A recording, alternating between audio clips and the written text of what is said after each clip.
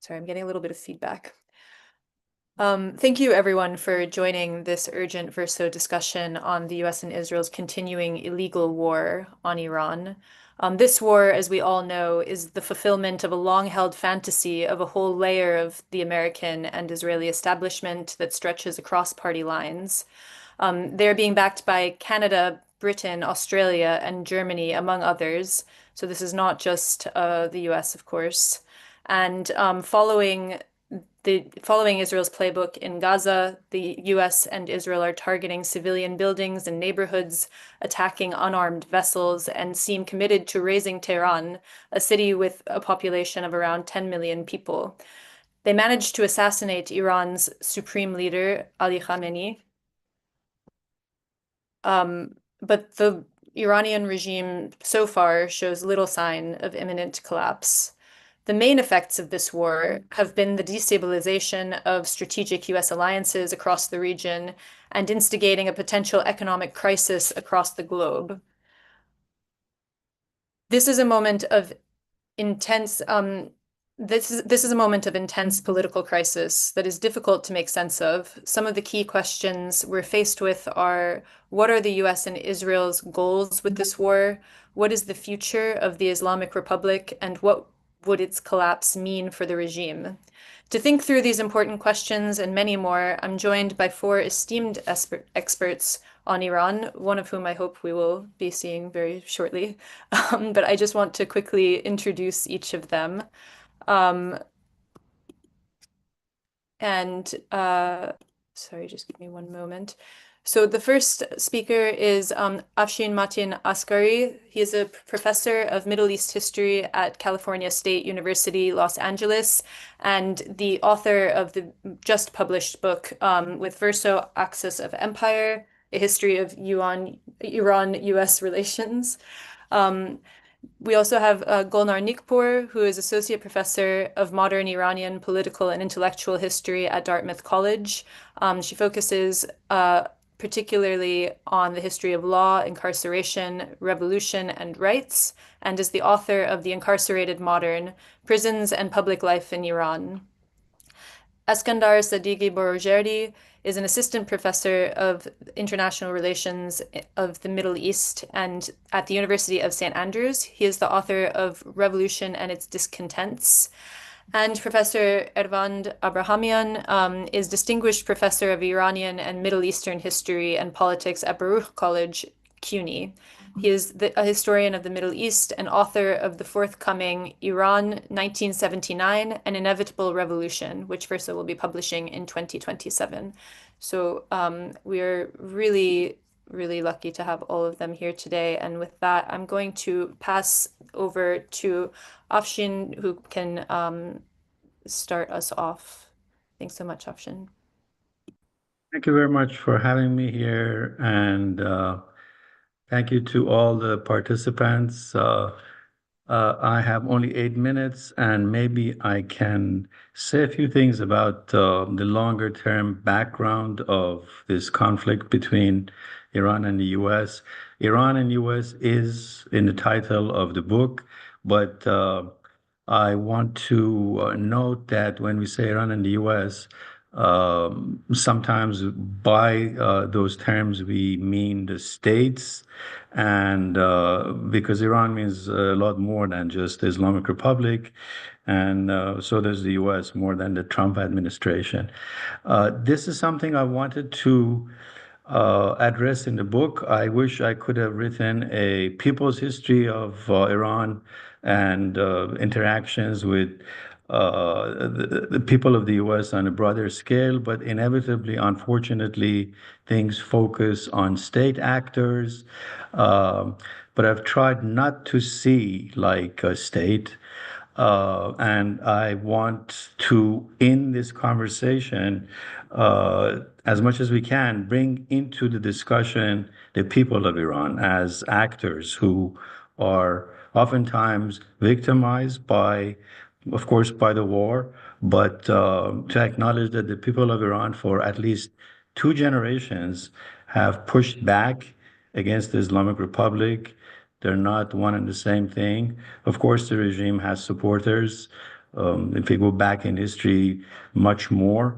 But I'm sure that we will talk also about the people of Iran in this background. So my quick outline would be going back to the beginning of the 47-year confrontation between the Islamic Republic of Iran and the US.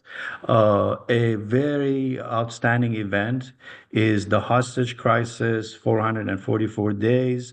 The US Embassy in Tehran was being held hostage and its occupants by the fledgling Islamic Republic.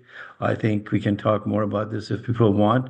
It was, I think, primarily um, an attempt at state consolidation. I think it cost heavily for Iran. It could be interpreted as an act of war, and so is the heavy sanctions that President Carter imposed on Iran, and the sanctions continued. It became clear, as it was more or less clear to observers, that these sanctions uh, are meant to hurt the people of Iran, and to the point that the people will rise up and maybe at some point topple the Islamic Republic. Something that really has not happened in any kind of sanction regime. It didn't happen in Cuba. It didn't happen in Iran. But that's what complicates the equation. That presumably they are aimed at the state to change its behavior or to topple it, but in essence, aimed at, it's a war against the people of Iran. I know people will talk more about the sanctions, so I'm going to stop there. So the sanctions are in the background. There were periods of ups and downs that maybe in the 1990s, after Ayatollah Khomeini died, there was a period of relative detente or de-escalation between Iran and the US. The sanctions were never removed. And then we have a period of their intensification after September 11, when something, a turning point with the Israel lobby and the Israeli government really took over the U.S. Policy towards Iran. And they focused on three things, three accusations. The Islamic Republic has a nuclear program which is using to build nuclear bombs. It has military presence outside of its borders. It's helping the Lebanese Hezbollah. It's supporting Palestinian resistance organizations. All of these are a threat to Israel, and Israel had to convince the U.S. that these are threats to the U.S. And the ballistic missile program that Iran developed. The nuclear issue was the focus of this. And I want to say that there, the Islamic Republic's policy of nuclear ambiguity, of assuring the U.S. and the world that its nuclear program was for peaceful purposes, but at times acting as if it was trying to have the capability of building a bomb, as it was saying will never do so. I don't think this policy served to de-escalate tensions, but we can talk about that. However, as we saw during the second term of Obama in 2015, there was something called the Obama deal. It was an agreement between Iran, US, other international main actors, and it allowed for a close monitoring of Iran's nuclear program in exchange for some kind of sanctions relief, not completely, but that deal showed that it was possible to de-escalate. Comes Donald Trump during his first administration. He threw out the deal and said, "It's bad. I'm going to force a better deal on Iran." Throw in a good measure. He started an assassination campaign, killed Qasem Soleimani, commander of Iran's forces, Quds Force, and Biden, after Trump, maybe had a chance to maybe revive the deal. But again, Biden showed himself to be 100% supporting the Israeli agenda, including his genocide in Gaza. And so The deal was not renewed. And in 2024, 2025, Israel escalated its attacks on Iran, assassination of scientists, hitting the Iranian embassy consulate in Syria, and to the point that finally the Islamic Republic retaliated by sending missiles towards Israel, and Israel hit back. And that was a background for last June, the 12-day war between Israeli attack on Iran. Donald Trump joined in, heavy bombardment, and that was the point that brought us to uh, the point we are today. The immediate background, I think I have about one more minute. I'm going to wrap this up. The immediate background was another uprising in Iran in early 2026, put down with extreme brutality, the loss of thousands of lives. This was part of a cycle of protests that we've seen in Iran. In the last years, they have escalated. If you count them, they happen almost every 10 years or so, but recently they've happened more and more. They were put down, and perhaps Netanyahu and Trump thought that this would be a good point to attack Iran. But obviously, as we see, an attack of this enormity must have taken months of preparation. It's not just something that could be done a spur of the moment. So I'm going to stop there, and we can come back and talk more about any of these points later on during our discussion. Thank you so much, Afshin. Golnar, would you like to go? Sure, happy to. Well, first of all, I'd like to begin just by thanking Verso, who has been such an important voice for so long, and thanking my esteemed co-panelists from whom I've learned so much, Afshin, Ervand, and Eskandar. And thank all of you for coming today in the middle of a Tuesday afternoon to hear from a few scholars about what is happening in Iran. I know that the goal of this event is to talk about Iran from a few different perspectives, and Afshin, Eskandar, and Ervand will be talking about some of the more recent history that has brought us to this point. What I wanted to do was think a little bit about the provocation posed by the title of the event, Can Iran Survive? And think about what that question really means, and at different scales of how we might ask and answer that question, both in the contemporary moment and thinking a little bit about a much longer view of history. I also want to just begin. I mean, I think it would be fairly obvious given Verso's longstanding political commitments and the sort of ethos of the people on the panel today.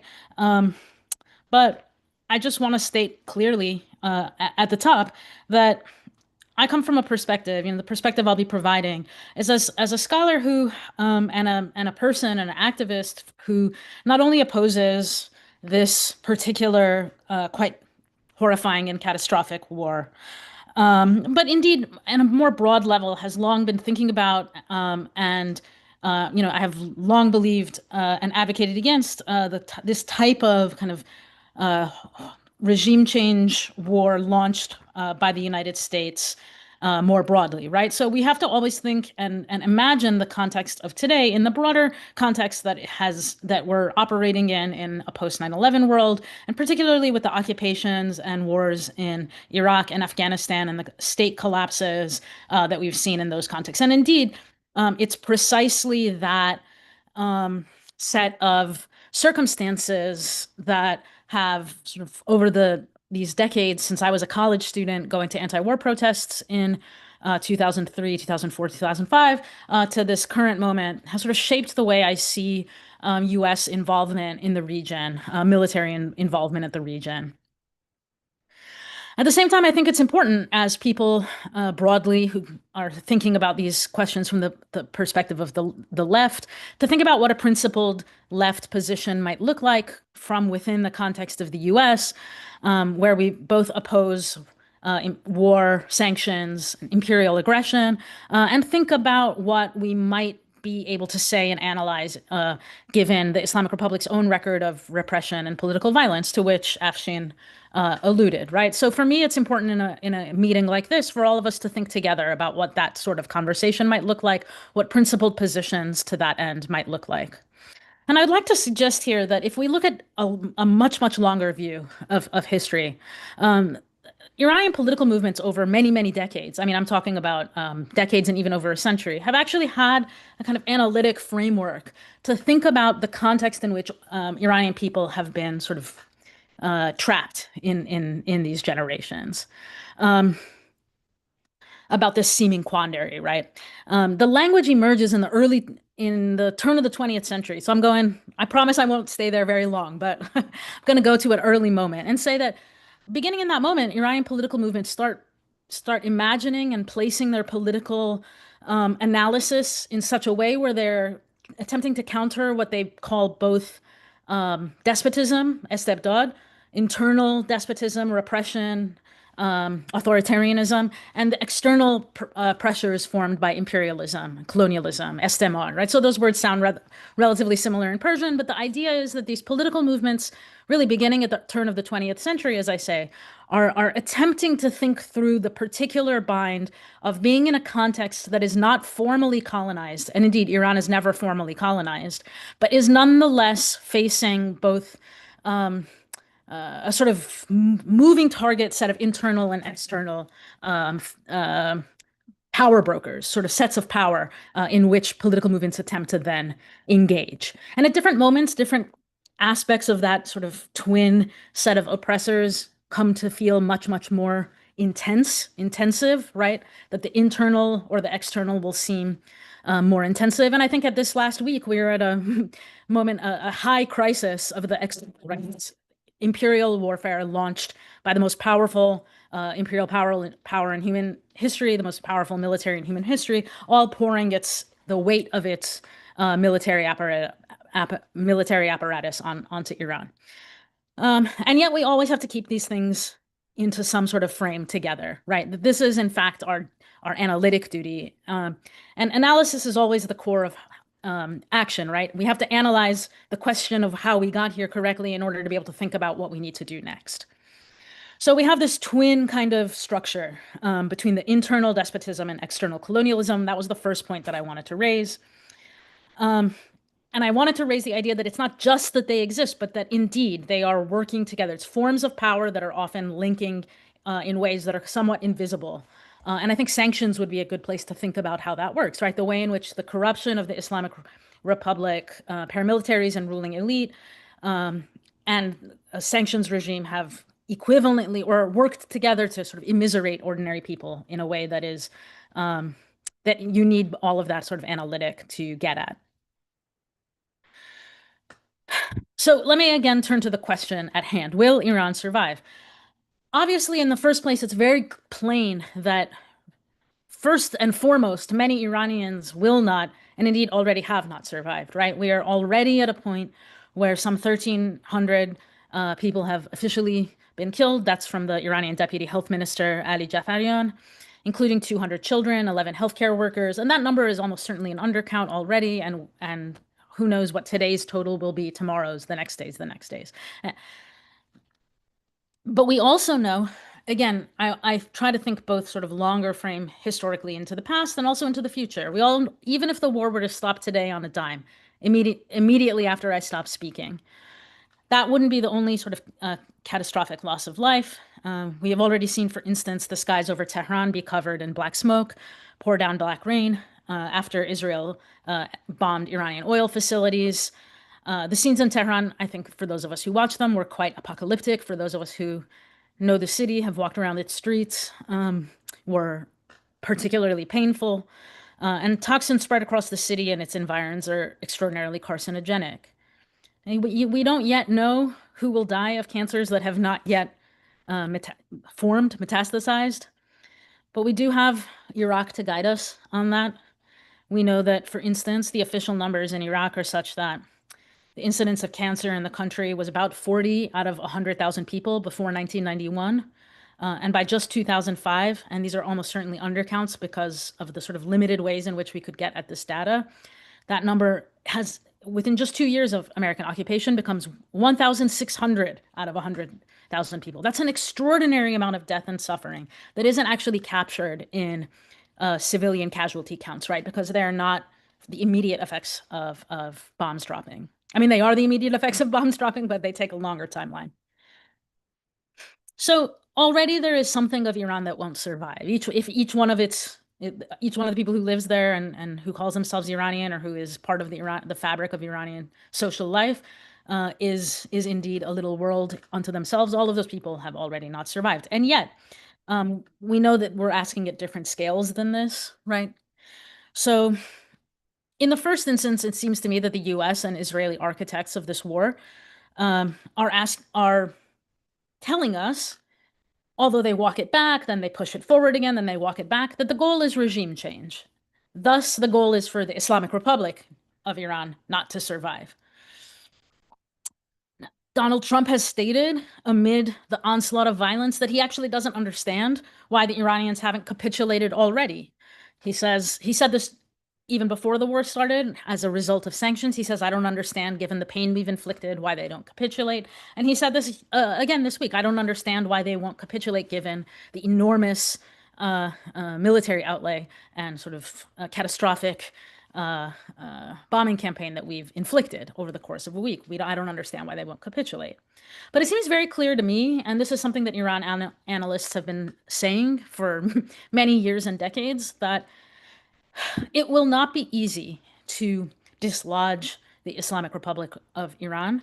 And I believe it would be impossible to do so simply from the air, no matter how sort of cataclysmic or apocalyptic that violence becomes. It would be very difficult, if not outright impossible, and would thus require some level of so-called boots on the ground, which Trump has not seemed as inclined to go for yet, but is clearly in the conversation, right?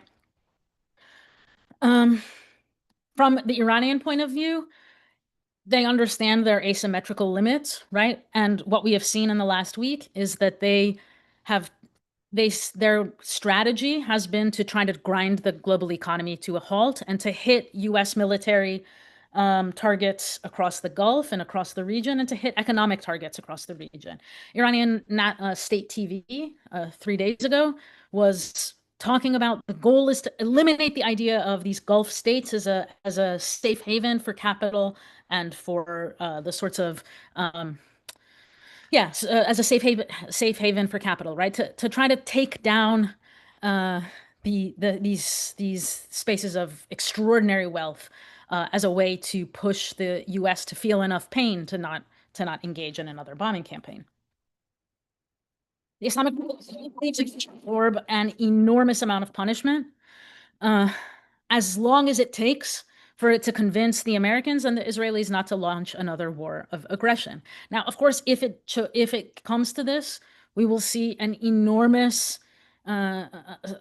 degree of suffering and loss of life.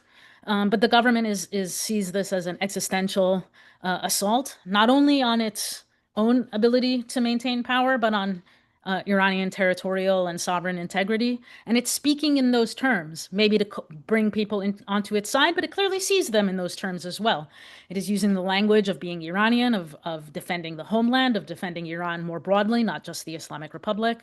And to the extent that the Islamic Republic has a military force, the IRGC, the Islamic Revolutionary Guard Corps, that is perhaps the most powerful state institution in modern Iranian history. It feels that it can outlast its adversaries. It can't inflict more damage to them than damage it can take, but it feels that it can nonetheless outlast them.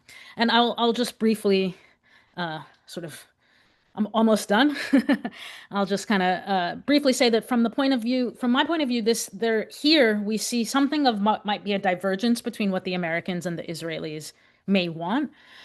Very plainly, from my point of view, the Israelis would be perfectly content with an Iran that sort of loses its territorial integrity or its sovereign ability to constitute itself as a coherent state. We all know, of course, that the Israelis in Gaza have long had a policy they call mowing the lawn, a phrase that was coined to describe Israel's routine bombings of Gaza. It could extend to Lebanon or Syria. That would be an effort to disallow organic and independent political institutions, military institutions to emerge and gain strength. As former Israeli Prime Minister Naftali Bennett put it, he who does not mow the grass mows him. That's the theory, right? That's what we're seeing. And so from that point of view, the collapse of Iran at a more broad scale would not be a problem. So when we come to that last scale, and this is my final point, can Iran survive at the level of territorial coherence and sovereign statehood at all? Well, everyone involved right now is playing a dangerous game, and even the Islamic Republic. I mean, it sees its defense that it's undertaking is the only possible way it can defend itself, and yet there are real questions about what will happen next once the devastation is done. We know that this broader territorial coherence and sovereign statehood is what is ultimately, to some extent, at stake. Donald Trump has just said that the map of Iran, and this is a quote, will probably not look the same once the war is over. This tracks with the position promoted by some in Israeli media and public life, that the best case scenario from the Israeli point of view would be an Iran carved into mini ethnic statelets, balkanized, as it were. Now, although this level of state disintegration is not at all imminent, at least yet, I mean, not a week in, it has long been the worry of the anti-war left, myself included, when it comes to the question of U.S. war in Iran. It doesn't take looking around very much to Iraq and elsewhere to see what may be in store. And I'd like to just end by pointing out that this is a long-standing, sort of undergirding issue for Iranian political life, one that has actually been shaped by the colonial encounter for not just 47 years, not just the 20th century, but indeed for some over 200 years, right? Precisely territorial integrity and the issue of carving up the country was a major concern of Iranians in the 19th century, who did indeed lose territory to the British and the Russians, and did indeed see the country carved into spheres of influence. And that memory is incredibly important in the contemporary Iranian imaginary, because the institutions of the state that are built under the Pahlavis in the 1920s and after, and expanded by the Islamic Republic, are in some sense in the 1920s and 30s a response to the fact that there is no strong central state in Iran in the early 20th century and 19th centuries, and as such, there's no way to repel colonial machinations, right? So I just want to end there with thinking about all of these different registers, the sort of level at which ordinary Iranians are harmed, the level at which the Islamic Republic may or may not survive, and the level at which Iranian sort of capacity to be sovereign and have a state at all is to some extent under threat in this war. So I'll end there, and I know others have a lot to say. Thank you, guys. Thanks so much, Golnar. Next, we're going to move to Eskandar. I just want to quickly say that although we don't have a public chat, we do have a Q&A box. So if you want to ask any questions, we will be taking participant questions towards the end. So feel free to add any questions there. Eskandar, go ahead. Hello, everybody. Thank you to Verso for organizing this event on such short notice. Obviously, very kind of honored to be here with fellow panelists, and yeah, thank you very much for taking time out of your day to be here to attend. The other thing I would like to say is just my unreserved, unqualified solidarity with the people of Iran in the face of this just naked imperialist aggression. Which is just devastating for all of us to watch and to be in touch with our loved ones and hear what they're going through and what they're dealing with. So yeah, I have a slightly more formal talk. We didn't really have a chance to coordinate what we would say, so I apologize if some of this has been said. But yeah, hopefully we can kind of open this up further during the Q&A. So yeah, the war we are witnessing did not begin in February 2026. It is the culmination of a long campaign of imperial violence directed against Iran. For decades, the United States and its allies have sought to constrain and weaken the Islamic Republic and more broadly Iranian society through sanctions, covert operations, sabotage, assassinations, and periodic military escalation. The strikes of 2026 therefore mark not the beginning of the conflict, but the point at which a long strategy of pressure, coercion, and imperial violence shifted into open war. Sanctions have been the central instrument of this strategy after the reimposition of US sanctions in 2018, following Donald Trump's withdrawal from the so-called Iran nuclear deal. Iranian oil exports collapsed from roughly 2.8 million barrels per day to around 300,000. Inflation surged over 40%. The currency lost much of its value, and large parts of Iranian society were pushed into economic insecurity. This was made possible by the United States' position at the center of the global financial system, what Henry Farrell and Abraham Newman have described as weaponized interdependence, allowing Washington to leverage its control over key financial networks to effectively cut Iran out of global banking and trade. The social consequences were very severe. Roughly 8 million Iranians fell out of the middle class, and poverty climbed to around 30% of the population. Sanctions therefore functioned not simply as diplomatic pressure, but as a form of economic warfare, reshaping Iranian society while deepening economic precarity for the working classes. But sanctions did not simply weaken the Iranian state. One of the paradoxes of prolonged economic warfare is that it often strengthens the coercive and survival capacities of states under siege. In Iran, the sanctions regime gradually reshaped the internal political economy towards institutions capable of operating under conditions of opacity. The RGC and other security institutions expanded their influence, not only in the security sphere, but across large segments of the economy. As formal economic channels were cut off, sanctions evasion networks, smuggling circuits, and black market economies proliferated. Access to these circuits tended to be concentrated among actors connected to the security apparatus and the state's parastatal networks. The result was a distorted political economy in which sanctions inadvertently strengthened the institutions most capable of operating under these very difficult conditions, and where the costs were borne overwhelmingly by ordinary citizens. At the same time, wages collapsed, inflation eroded purchasing power, and large segments of Iranian society were pushed into precarious forms of labor and informal economic activity. Sanctions thus restructured class relations inside the country. And of course, there was an interaction here with the sort of accumulation strategies pursued by the Islamic Republic's own ruling class, of course. This dynamic produced what some analysts describe as a form of asymmetric statehood. The Iranian state became highly capable in certain domains, particularly security, surveillance, and coercion, while becoming weaker in others, such as welfare provision, economic management, and social legitimacy. The state, therefore, did not simply shrink, its coercive capacities expanded while its social contract was eroded. None of this is to endorse the oppression of Iranian citizens or the brutal treatment of dissent that has characterized the Islamic Republic in its 47-year tenure. But the regime's political trajectory has been shaped not only by internal choices, but also by the structural effects of prolonged external siege. Policies of sanctions, encirclement, and siege have tended to strengthen precisely the institutions most invested in securitization, making certain outcomes more likely and increasingly path-dependent. Iran's broader strategic doctrine developed under conditions of extreme asymmetry. So after the Iran-Iraq war and the US invasions of Afghanistan and Iraq, Iranian planners recognized they could not compete conventionally with the US. Instead, they developed an asymmetric form of deterrence, missile programs, regional alliances, and nuclear latency, designed not to defeat the United States militarily, but to raise the costs of attack and ensure regime survival. For nearly 2 decades, that strategy delayed direct confrontation, but the regional balance shifted dramatically after the 7th of October 2023, as Hezbollah suffered major losses, and the collapse of the Assad government undercut Iran's regional strategies, regional alliances, of course, which present their own really profound problems.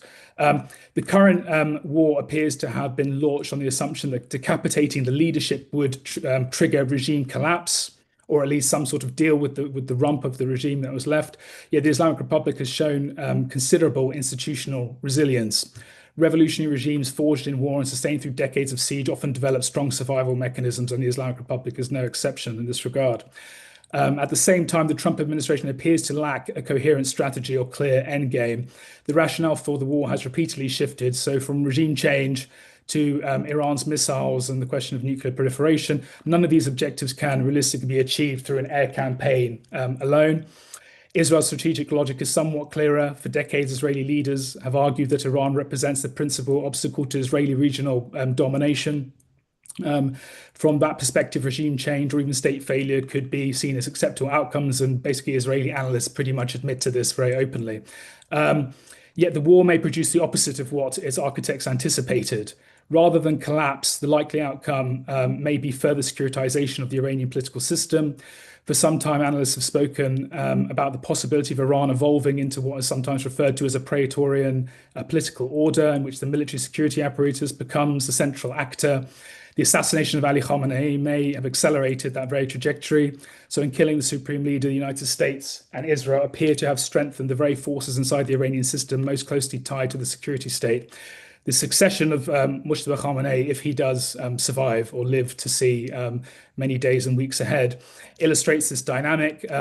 Mujtaba had long been associated with the networks inside the IRGC and the wider security establishment, operating largely behind the scenes within his father's office. And of course, this is bigger than him, because I think any candidate that fulfills that role would face similar challenges. The circumstances of the war, and particularly the assassination of his father and members of his family, made his elevation far more likely, not less. In moments of existential crisis, political systems often gravitate towards figures who embody continuity, also, embody the core of what remains of its social base. With the existing order and possess strong ties to the security apparatus. At the same time, Mujtaba's authority will almost certainly be shaped by the balance of power, balance of forces inside the regime itself. The IRGC is now firmly in the driving seat of the war effort, and its institutional weight has only grown under decades of sanctions and conflict. The likely result is not regime collapse, but a more securitized political order, as I've said. For Iran's working classes and popular movements, this is not, of course, very encouraging. Reconstruction after the war will be extremely costly, and historically those burdens fall disproportionately on the working classes through austerity, declining wages, and worsening living conditions. The regime may also deepen its geopolitical pivot towards Russia and China as a strategy of economic and strategic survival. It is also important to be clear about something. Neither Trump nor Netanyahu are interested in democracy in Iran, let alone an Iran that empowers its popular classes.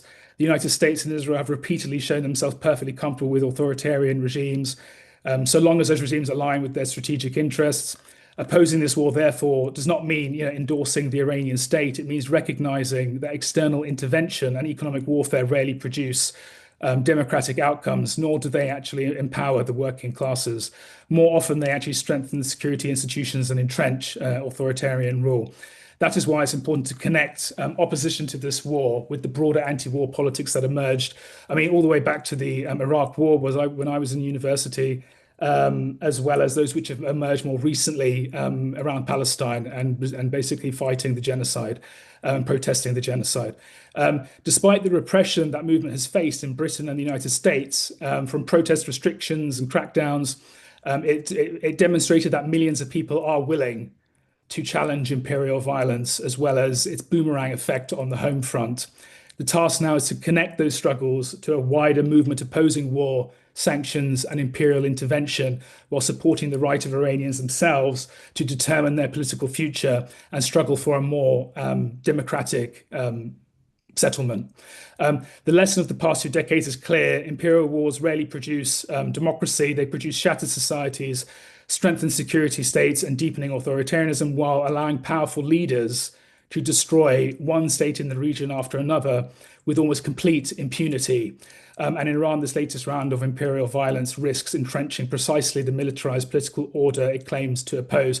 So I would just like to emphasize, this very point that we can't actually let the Trump administration, we can't let Benjamin Netanyahu get away with this. It's sort of just one criminal endeavor after another. And this really has to stop, because, the reality of it is, if they succeed here, it's going to be one state after another, which they're going to basically pursue and destroy. Thank you very much. Thanks very much, Eskandar. Ervand, would you like to go? Yes. I'd like to talk about Iran's foreign policy. Um, the Islamic Republic is despicable. It's much more despicable than most people realize. But often the mistake is made that if a country's internal policies are despicable, then its external policies must also be despicable. Now, however despicable the Iranian regime is in its internal affairs, its foreign policy has been actually quite, I would say, rational, reasonable, even pragmatic. You can even call it opportunistic. After the hostage crisis, there have been a number of times when the regime, even when you've had conservative presidents, have reached out to actually normalize relations with United States. These have all failed. Just to give you a couple of examples, Khatami at one point openly said that Iran was willing to accept a two-state solution if the Palestinians accepted a two-state solution. This was drowned out by, of course, demonstrations, rhetoric in the streets of debt to Israel, debt to the United States. And people abroad preferred politically to take the rhetoric as its face value rather than pursue the actual olive branch, you could say, when the president talked about two-state solution. Even now, implicitly, Iran has accepted the Saudi proposal, which includes this two-state solution.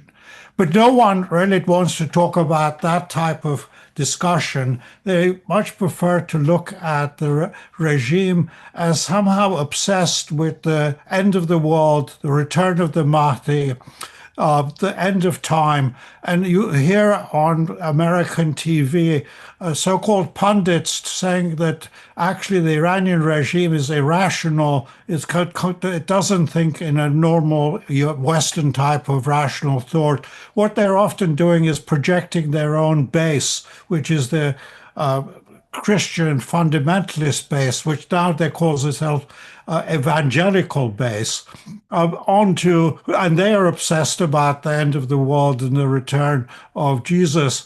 They project that type of rhetoric to the Iranian regime. The Iranian regime actually has been quite reasonable, I would say, and a number of times reached out to sort of normalize relations with the West.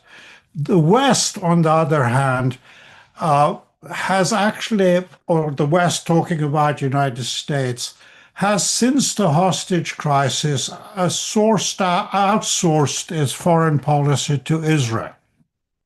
So nowadays when people talk about, well, what is Trump's real policy? He has so many contradictions.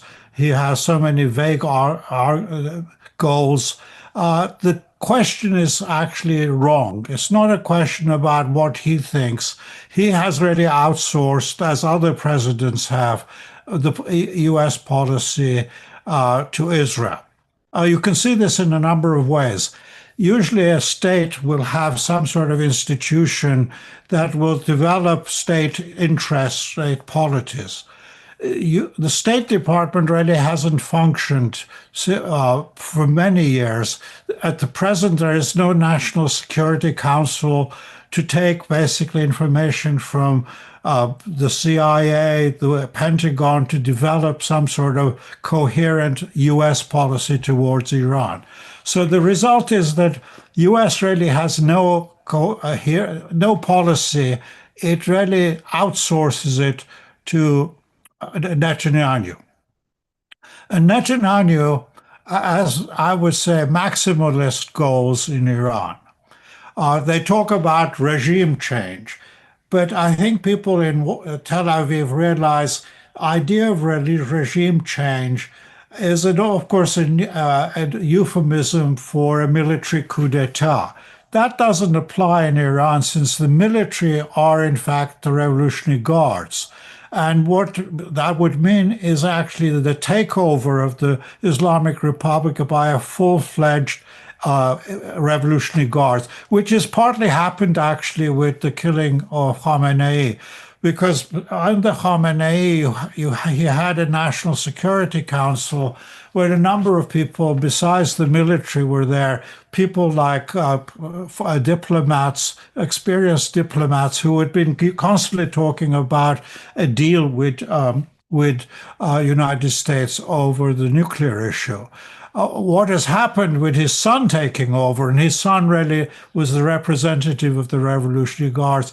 The Revolutionary Guards have become actually much more powerful now than they were under the father's administration. So people who talked about regime change should have been careful what they actually wished for, because I think the situation is far more dangerous now than it was a week or 2 weeks ago. So the question becomes, what is Israel's really intentions, since they are basically making policy? You could say the United States is in the driver's seat. Iranians are just basically observers. And the driver's seats, the map is laid out by Netanyahu in Israel. Here, actually, it's interesting thing to keep in mind. Politicians in Iran also suffer from megalomania hubris. They think that they are so important that they can influence American foreign policy. So in fact, Ahmadinejad had a wonderful statement that sums this up. He says, I'm in the driver's seat as the president of Iran. I can drive faster, slower. I can even go backwards if I want. This actually ignores the fact that Iran is actually a minor state, weak state. US is in the driver's seat, and the map is laid out by Israel. So the question really becomes, what's Israel's policy? So they give a number of arguments. One is Iran is a dangerous power because of nuclear policy. Well, if that was so, why was Israel so adamant about the Obama deal? If one was concerned about Iran having nuclear weapons, that was a perfect actual deal. People who denounced it as basically the worst deal the US has made had not read the deal. If you look carefully at the deal, it's a very long document, but it's very precise. It actually says Iran can develop enriched uranium to 3.67%. It's limited to a very small amount under those restrictions, and also it was monitored. The UN, including American monitors, observed it to make sure that those limitations were not violated. So if one's concern was really about Iran's nuclear so-called aspirations, that was a good way of actually making sure you didn't have to worry. But Netanyahu actually flew to Washington in a panic to sabotage that deal, worked with the Republican opposition to sabotage, to oppose the deal. And of course, when Trump came in, one of the first things he did was to tear up the deal and wash it down the toilet. So that idea about Iran's ambitions about nuclear issue is more of a facade to scare people. Another argument that Israel often uses is that it's ballistic missiles. And of course, the other day, Trump said Iran had long-range ballistic missiles that would hit United States. This was very reminiscent of Bush claiming that Saddam Hussein had chemicals that he could destroy Manhattan at the drop of a hat if he wanted to. It was a way of scaring the American public into a panic, saying here is an imminent danger. Iran's missiles, of course, have showed in the June war that they really could not do much damage to Israel and basically protect Iran. So that's not an issue either. So the other idea about liberating the victims in Iran, again, I don't think anyone buys that argument, since Israel has been involved in a genocide nearby in Gaza. So why would they be concerned about Iranians far abroad. So what one really is grappling with is what is Israel's strategy, since they are basically telling what is best for Trump, and Trump, this seems to listen to them.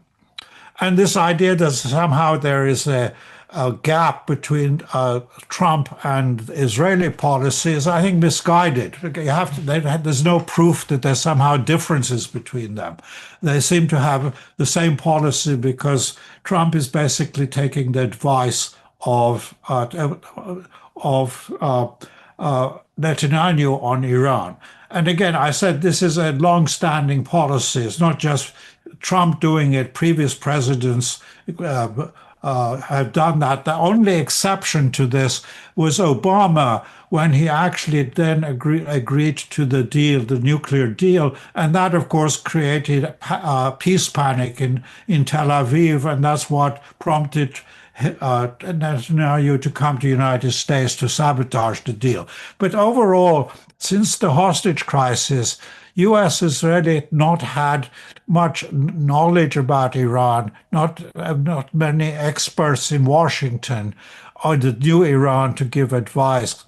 In fact, one person on the recent administration, not the Trump administration, but just before that, who knew about Iran, they did a sort of Oppenheimer on him. They took away his security clearance in order to silence him. So there is actually no one in Washington in the administration who knows the slightest thing about Iran. So they basically have to rely on Israel for information, on knowledge. For instance, you can take the example of the last negotiations in Vienna. Who did Trump send? He sent a family member and a fellow real estate agent to deal with Iran. When Obama was dealing with Iran, he sent a whole basically host of experts, including nuclear experts, to monitor and get a discussion about the nuclear deal.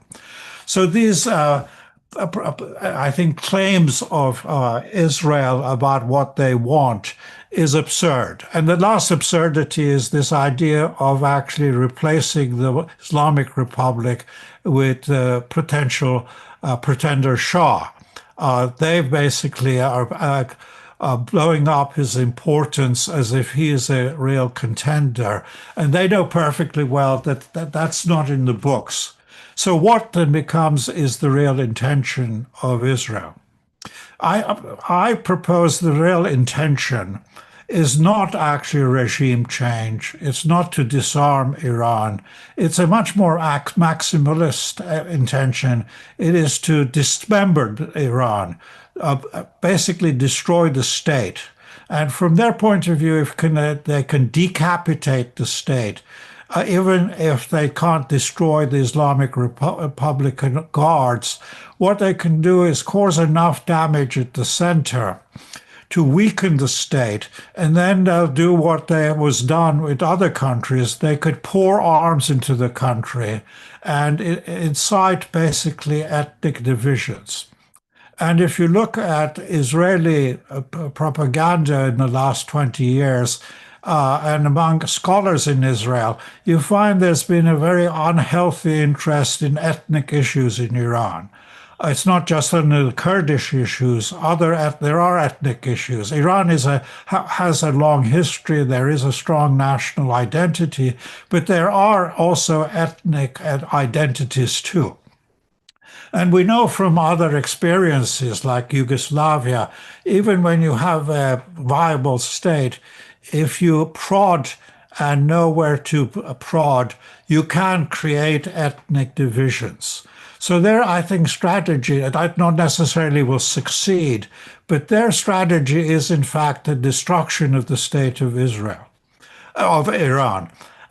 From their point of view, one way of getting security for the future is basically destroy the Iranian state, break it up, or weaken it to the point that it'll become like other neighboring states, like you can say Iraq, Syria, Libya, Yemen so weakened that they don't have to worry about Iran in the future.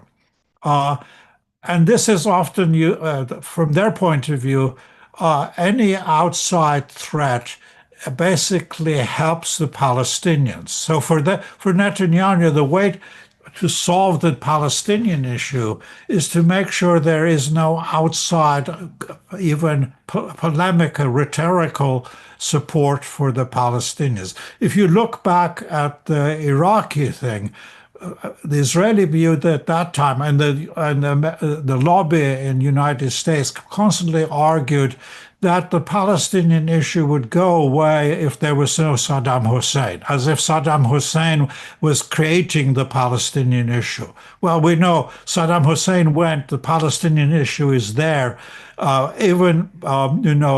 Assad went, Palestinian issue is there. Even if Iran disappears, the Palestinian issue will still be there. But Netanyahu's perspective is this will be a great victory for him and for Israel if somehow Iran disappears from the political scene. So what I'm looking for or worried about is if there is sudden influx of arms into Iran. And of course, in Iran, there are plenty of reasons for discontent. As I said, the regime is despicable. People have genuine grievances. And if you pour arms into Iraq, as it was done actually with Syria, it's true Obama refused to use bombers in Israel against Saddam Hussein. But lo and behold, after Obama said he wouldn't intervene, there was a massive influx of arms into Syria. We don't know where from, but they were American arms, so it was probably done at the wink of the American government. And that arms led to basically disintegration of Syria for years. Much of the arms actually went to ISIS and basically became a major headache in the neighborhood. So Iran could very well fall into the same trap. I hope not, but that, I suspect, is the Israeli strategy. And so long as the U.S. follows as outsourced its Iran policy to Israel, that I suspect is U.S. policy. So how much we talk about, oh, well, U.S. is separate, it has its own interests, it doesn't necessarily reflect Israeli interests. As long as we see no articulate development of American policies, and I don't see any of that, the U.S. interests or U.S. policy is basically parallel, reflective of Israeli policy, which is the destruction of the state of Iran. I'll stop there. Thanks very much, Ervand, and everybody. This was a really interesting set of talks.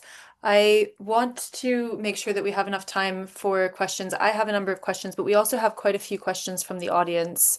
And I'd like to sort of pull some of those out because I think it would be useful. And I want to start with a question about actually the anti-war movement outside of Iran, because it's one of the questions that we posed. And I think that it's a real sort of pressing question for a lot of us who are not in Iran, who want to oppose this war. So we have one question that says that many Iranians who oppose the current war are grappling with this question in the context of the ongoing U.S.-Israeli attacks on Iran and the broader question and the broader escalation. How can one maintain a balanced anti-war position while also acknowledging that the Iranian regime is repressive? Many Iranians oppose both external military intervention and internal authoritarianism. How do you overcome this sort of contradiction, especially with, imperialist violence ongoing?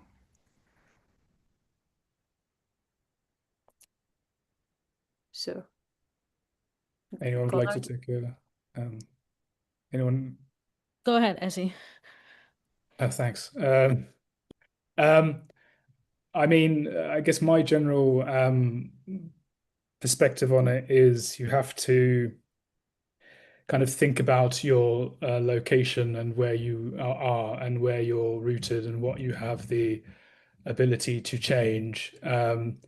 So I've never been, I mean, on the one hand, we should never lapse into this sort of uncritical position vis-a-vis the Islamic Republic and then sort of try to whitewash its many misdeeds, and then try to kind of present it as kind of this embodiment of all that's good and representing kind of anti-imperialism and embodying that. I mean, I think that's obviously, and because my reasoning there is because the Islamic Republic doesn't really care what the Western left has to say about anything, and they're going to pursue their own objectives irregardless. But rooted as we are, based as we are in the West, it's our states, which are both sanctioning and immiserating Iranians. It's those states which are arming the likes of Israel. It's these states which have kind of a long track record of just abject criminality through, the invasion of Iraq, the destruction of Libya, and so on and so forth. So I think we have to actually do what we can to mobilize and restrain our own governments and use what limited means we have, and I guess while we still have them, some degrees of civil liberties, etc., which obviously are being eroded, systematically, and we see that both with respect to obviously climate activism as well as obviously the Palestine solidarity movement. But I think that's the way we need to kind of think about it. We're always obviously being mindful about not falling into this trap that we're going to kind of endorse the Islamic Republic. And we have to, like I said, we have to understand what it is we can and what we cannot change. And obviously, we have to show obviously solidarity with social movements that, which are within Iran and which are obviously mobilizing and protesting for, greater sort of democratic self-determination. And obviously, whether it's the Women Life Freedom movement or workers' movements and those who are trying to actually, under very kind of forbidding conditions, trying to organize labor and sort of the proletariat more broadly, workers in essence. So we have to obviously show solidarity there while also kind of recognizing what we control. So that's the way I would orient towards it. I think that's generally a quite maybe a sort of a reasonable, calibrated way of approaching it. Thanks, Eskandar. And a question that I had was about the sort of regional relations, because obviously at the moment Iran and perhaps Israel as well, sort of in false flag operations, is currently attacking, bombing US bases in the GCC. And a question that occurs is whether this war is likely to sort of loosen relations with strategic allies across the region for the US.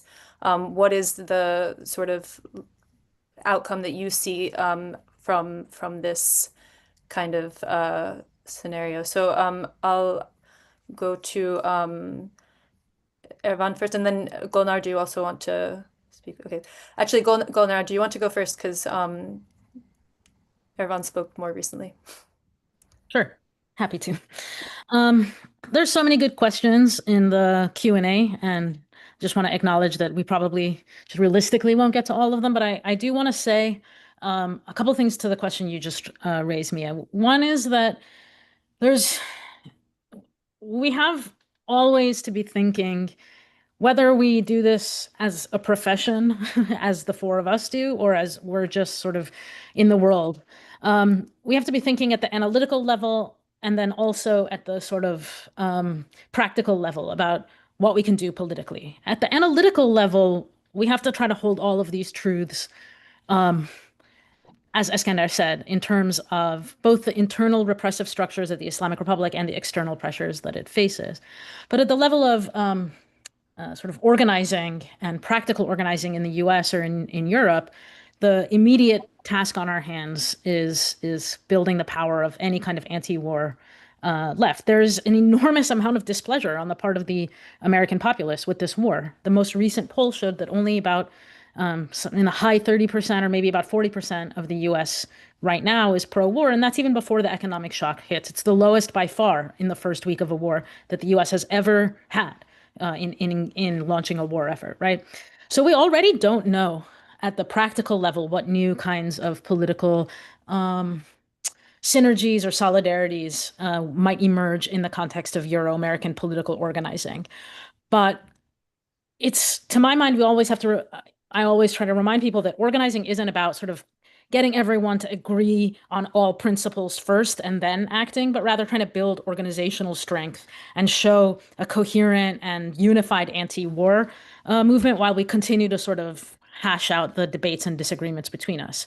So there's the analysis, which has to hold all of these things together, and the action that has to be sort of strategic about how it tries to move. At the geopolitical level, the question that you just raised, Mia, I think I feel the least certain about what might come next. One of the things that I think is very interesting is that right now we are seeing in real time how much more commitment the U.S. is showing to protecting Israel and Israeli interests than even its other long-standing allies.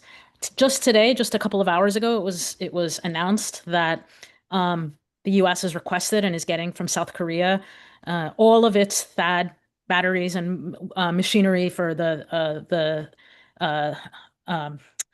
THAAD apparatuses that the Islamic Republic destroyed, which is going to leave South Korea in a very different type of military situation than it was in a week ago. And the GCC countries are seeing in real time the extent to which they are maybe going to be the biggest losers. Depending on how long this war lasts, you could make the argument that their economies, their security structures, the sort of tenuous security balance that they have managed to create, the presentation of their countries as stable, wealthy, and secure under the U.S. Under U.S. unipolar protection, that might take the biggest hit of all. And I don't know just what will come of a different world order, but we are seeing in real time allies, U.S. allies, and countries that have been essentially under U.S. protection see the hierarchy of how that protection is going to work, right? As Ervand said very plainly, U.S. policy towards Iran is being shaped decisively by Israel, which means that, that's going to leave other places in the lurch. Whether or not that opens up the possibility of new types of geopolitical cross-state action is not yet clear to me. But we are seeing a context in which already countries are announcing their intentions to pursue nuclearization. Even countries that are not particularly involved in this conflict, like Poland, announced that it's going to pursue nuclearization, because there's really no mistaking the lesson here, right? Who looks smart in the post 9/11 moment? It's North Korea. They got a nuclear weaponry and they're sitting pretty, as the U.S. demilitarizes South Korea today and leaves North Korea alone, right? So whether or not we're entering a new moment is not clear. Some people have compared it to the Suez crisis, wherein we, in retrospect, as historians, can say, okay, this is a moment in which French and British imperial might is very plainly on the wane and U.S. imperial might on the rise. I don't see it quite like that. Because there's no one power that's coming in and showing itself to be sort of taking that mantle, at least not yet. But it's very clear to me that we're not going to leave this war in the same geopolitical situation that we have entered it. Thanks so much, Golnar. Ervand, did you want to answer as well? Yeah, about the question of the peace movement, I think it's European situation is very different from American. I think in Europe, the peace movement should very much stress the importance of basically rights within Iran, individual rights, and the despicability of the regime. The United States is different because here, United States, I'm a historian, so I'm familiar with some of the role of United States since World War II. There were 600,000 people were killed in Indonesia, all orchestrated by an army trained, armed, supplied by United States. 200,000 in Central America killed, again, similarly. 30,000 in Chile, 1 million in Iraq. So for Americans and any movement in America to talk about America is at the vanguard of protecting human rights, individual rights, is so hypocritical and so basically disgusting. It should not be, the US should not be involved in trying to um, champion human rights. But I think the Europeans have enough distance from these disasters to be able to actually speak on behalf or support of Iranian citizens in Iran. It doesn't sound too hypocritical, for instance, for a Sweden or Denmark to talk or to protest about what goes on, killings in Tehran. For someone like Trump to howl and say, you know, he's a champion of protecting human individuals in the streets of Tehran, it's just sort of bad taste, leaves a bad taste in the mouth.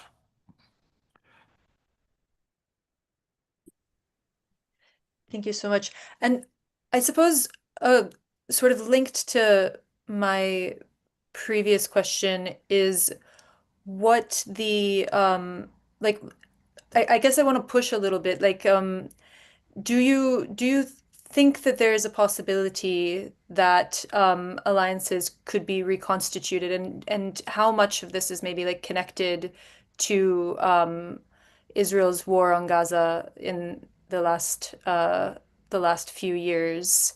I know that it's difficult to say, but of course there is a sort of like scenario in which you can imagine like allies sort of moving away from the US under pressure. I don't know. I suppose like a question related is do you see any potential for sort of grassroots uprisings in this moment if governments don't start to reduce their support for US alliances?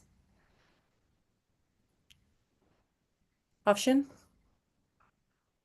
Yeah, that's a very difficult question. I can't answer it, but I want to say that there is a premise to answering this question and other questions, and that is, uh, would the Islamic Republic fall in this war, or is it going to somehow survive? I think all the other questions somehow hinge on that outcome.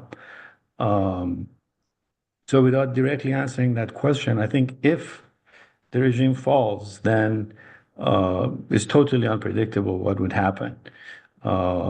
Israel's main goal is going to be accomplished. Uh, if it doesn't fall, then first of all, I think I want to turn it back on the US. It's going to be a tremendous defeat for Donald Trump and his agenda of, he's already talking about invading Cuba. And if he is successful in Iran, there's no letting up on his kind of binge of going around and implement the Donroe Doctrine, go one country after another.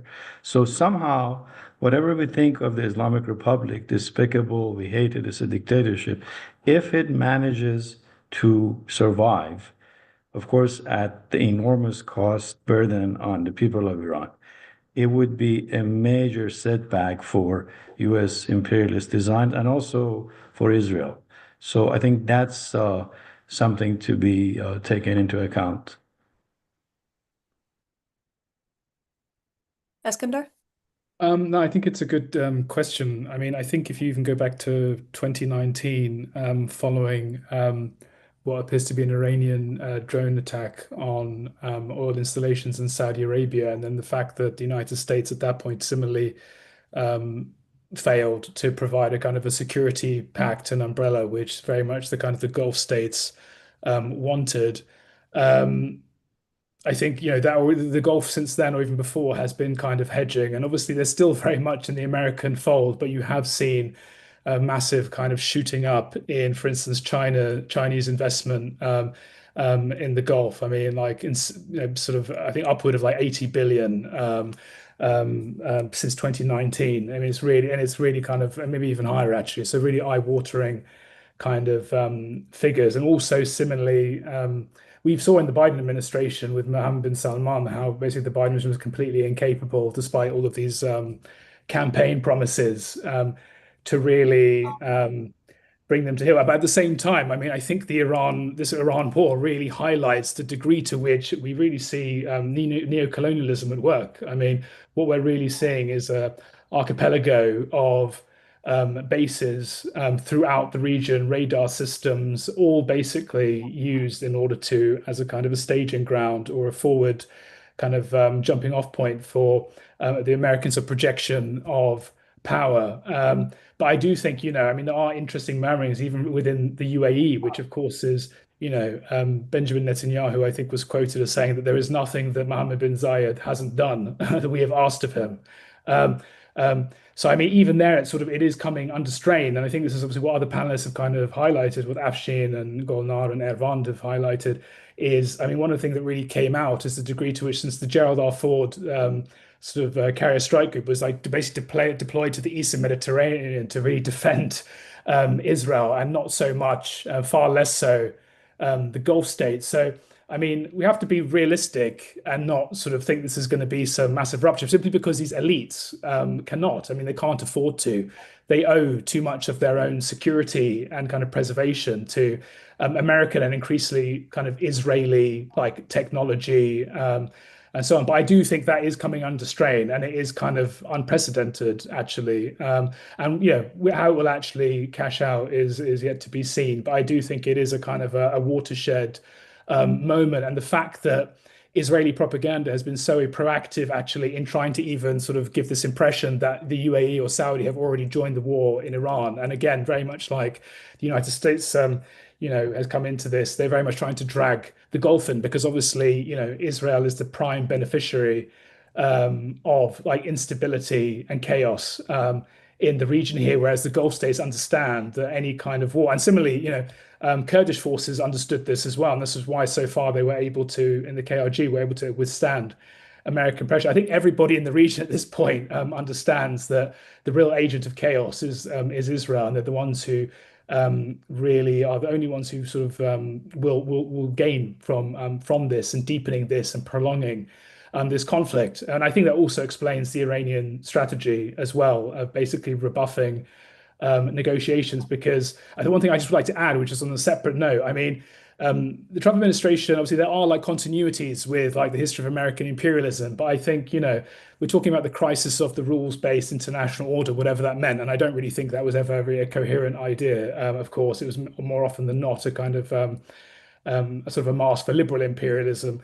But I do think, the fact that the Trump administration has actually weaponized negotiations on repeated occasions, and has actually used negotiations twice now as in many ways a way of sort of a means of them pursuing like outright wars on Iran. So obviously the June war negotiations were meant to follow like in the next days in Oman. Similarly here, in this instance, negotiations were very much ongoing, and to the point where the Omani foreign minister understood what was coming, and basically had this moment on Face the Nation where he was sort of saying that Iran is absolutely willing to not keep any enriched uranium on its soil whatsoever. And I think this was a way of him sort of, desperately trying to signal to the Americans that, this isn't inevitable. But it seems, the decision was made previously. And I think this really also just comes through in subsequent reporting on the June war. I mean, at the time, I kind of speculated that this was very, we were working very much, the Americans and the Israelis were very much working hand in glove. And we didn't know that for sure. It seemed that was very plausible. And, as subsequent reporting has shown, they were absolutely working hand in glove on this. And it was very much, like I said, the weaponization of like diplomacy. So I think, it's actually going to be really hard to see how we actually come out of this, and how any kind of trust could ever be established, even to kind of pursue a diplomatic track again. Thanks very much, Eskandar. We are coming up on an hour and a half, so I want to give everybody, if there's anything else that you want to say, to a chance to give some final comments before we end the event. Yes, Ervand?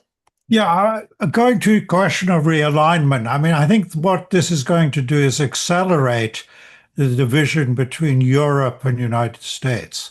I think this was already there. I mean, Greenland, other issues, but even Iran before was an issue because Europe was much more willing to negotiate and come to a deal with Iran, and was the United States pressured by Israel not to. And I think this war is going to, as it bogs down and becomes more intense, the Europeans have a clear incentive basically to distance themselves as much as they can from the United States.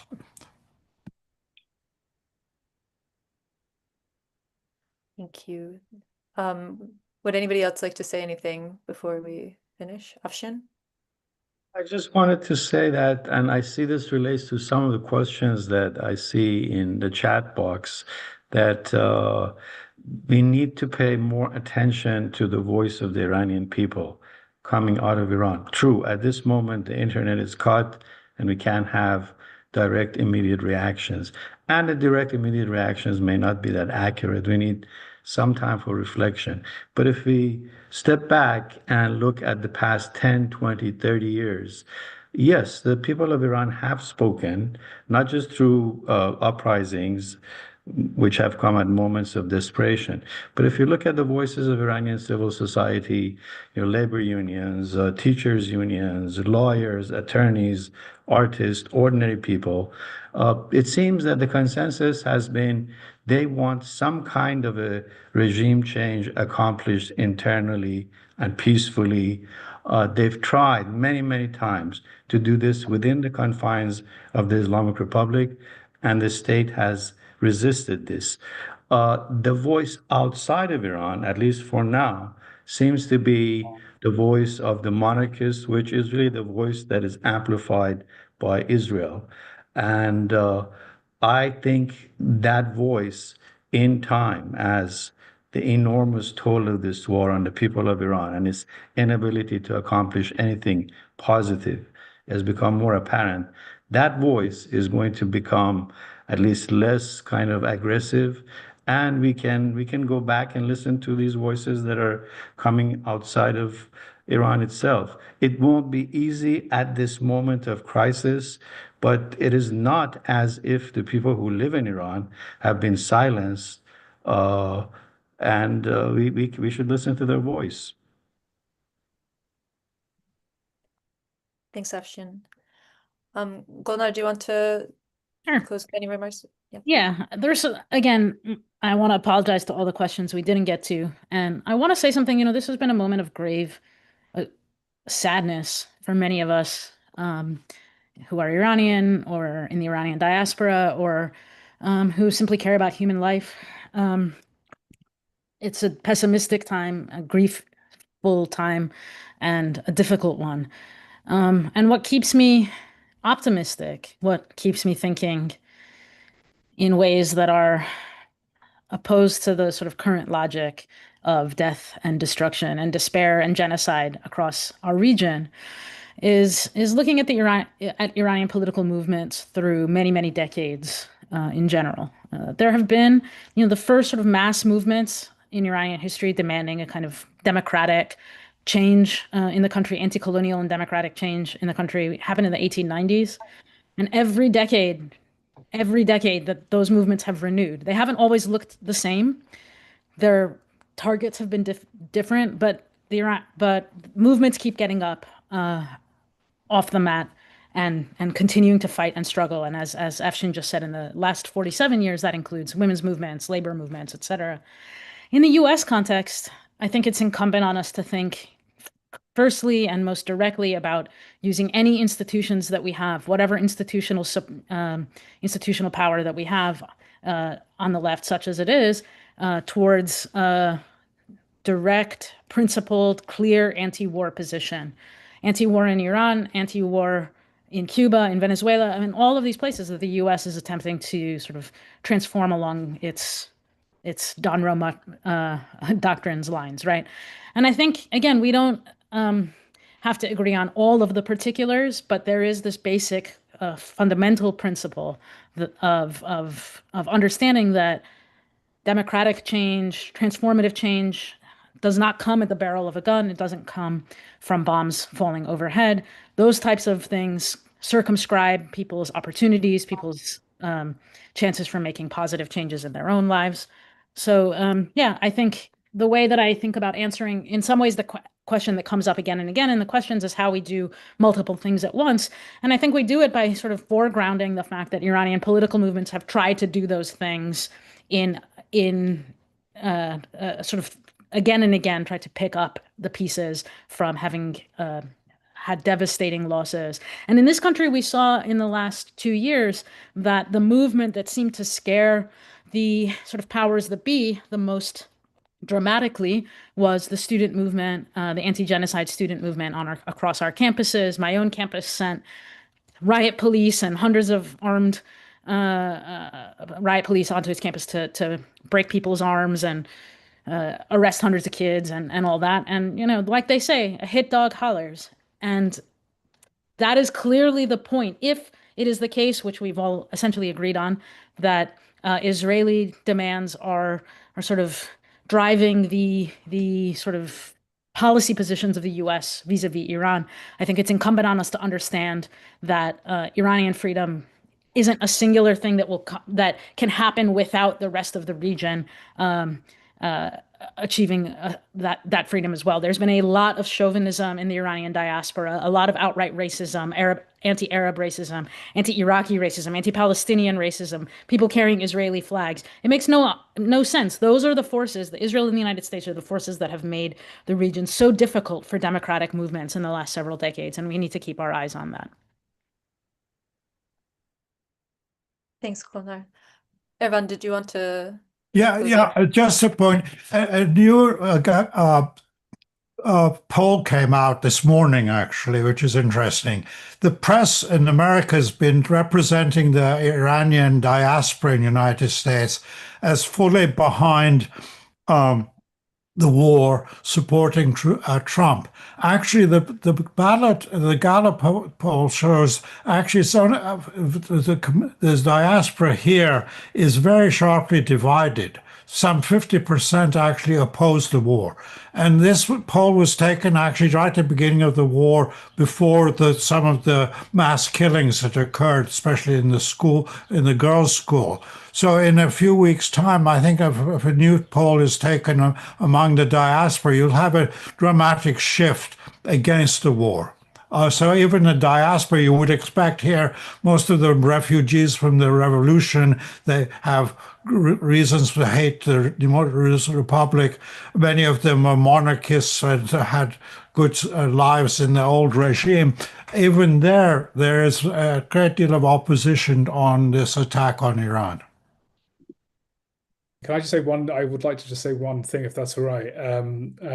So when I was talking, I spoke a lot about how obviously this imperialist war damages and inhibits sort of the freedom of movement and action for like popular classes inside Iran. I think that's like obviously a given. But obviously it also comes back the other way. And I think the more the sort of the sooner we understand that these constant kind of wars also do come back and haunt us in all sorts of ways, whether it's in the US through militarization of the police, or whether it's actually the clamping down on various anti-war movements, environmental movements, Palestine solidarity, and so on and so forth. We have to really understand that it goes both ways. And we have to really take that, I think, that responsibility really, really seriously, because like, as I said, I mean, if they get away with what they've done in Palestine, if there's never accountability, it's only actually going to get far, far worse. And, you know, and eventually we're going to also be paying the price here very clearly. And we already are. I mean, you just have to look at like Minnesota, but I mean, I think that's going to be nothing by comparison to what eventually we might have to face. I think that's a very good note, if not depressing to end on, but yes, hopefully motivating. Thank you so much, Ervand, Eskandar, Golnar, and Afshin for this incredibly fruitful discussion. And it was really great to hear from all of you. Thank you. Thank you for Thank you so much. Thank you for your hard work.